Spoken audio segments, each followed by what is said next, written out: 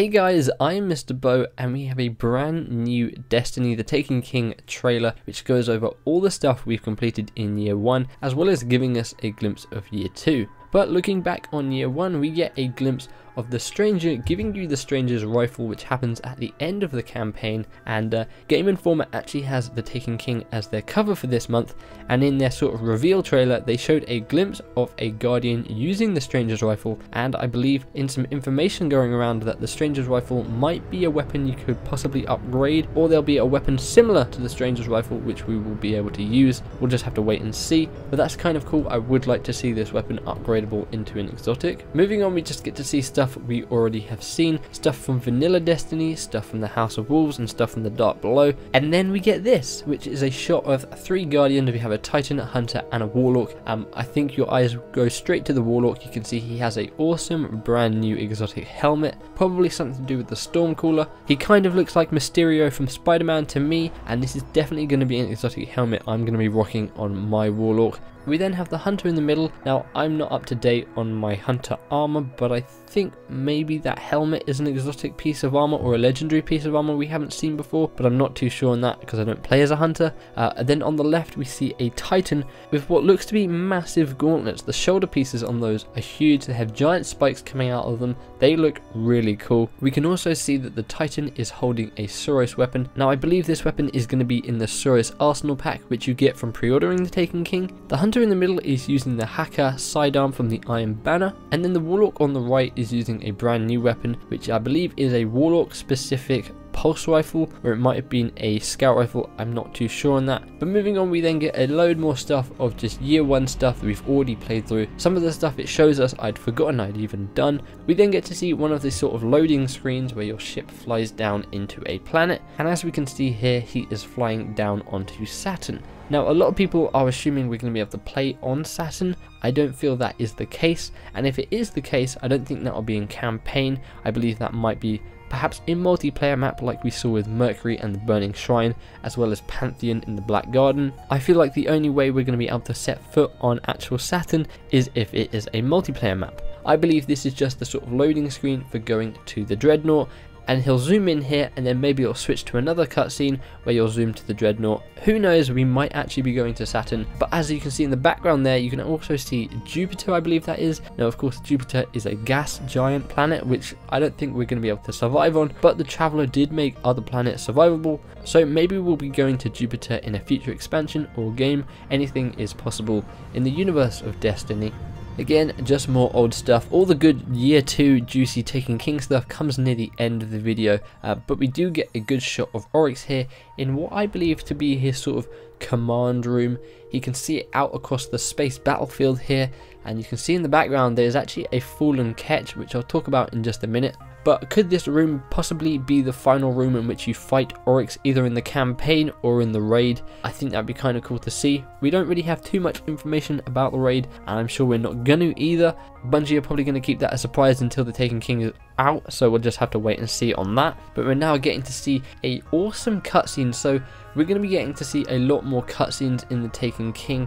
And just like the Dark Below and the House of Wolves, we had a CG prologue trailer. Well, it seems we're going to be getting one of those as well, and we'll get to see more from that in just a minute. But it would be nice to see cutscenes layered throughout the game, and what I really want before and after the raid, so Bungie, please make that happen. We then get a shot of what I assume is near the beginning of the expansion, where Oryx has come down and he's turning all the Cabal into the Taken. As you can see, we're on Phobos, which is where the Taken King expansion actually starts. You go down and all the Cabal are running away. We get a good look at the Queen's brother here during the CG trailer. Looks like he is piloting some sort of ship, and maybe he has been attacked and is going down. But it is nice to see we are getting more from these characters, which we haven't had too much from in any of the expansions or the main game.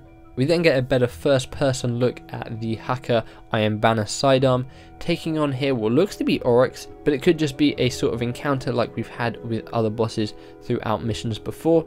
And then we have some stuff we've seen in previous Taken King trailers, nothing new here, all stuff we are familiar with that ogre looks massive and awesome, and I can't wait to fight him. Probably going to be a strike boss. So then we get a look at another new exotic piece. So this is another Warlock exotic helmet here.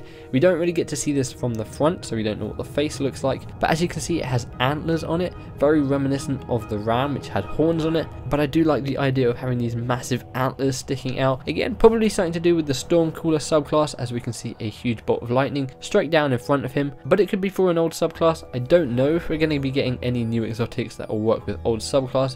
It'll be interesting to see. We then get to see the destruction, which happens at the beginning of the game on Phobos when Oryx arrives. Here is a better look at that antler helmet. Again, still not a great look, but we can see he is using Stormcaller when he is using this. And if you look on his back, he actually has what looks to be a new rocket launcher as well. I can't make that out to be anything that we have in the game at the moment. Whether that's an exotic or a legendary is a bit too hard to tell. We then get a look at another Warlock exotic. Seems like this trailer is just filled with Warlock exotic pieces, but this is a Warlock Gauntlet.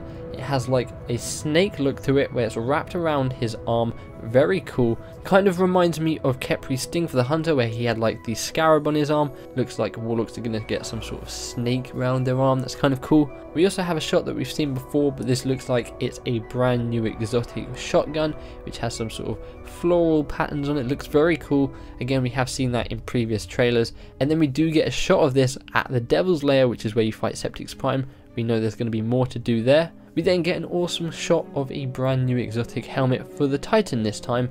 Looks very streamlined, very simple. He is using Striker here, so maybe this is to do with the Striker class, or maybe he just happens to have a helmet which will help him with the Sunbreaker on the Striker. Again, that's all information that we're not going to know until we learn more about these exotics.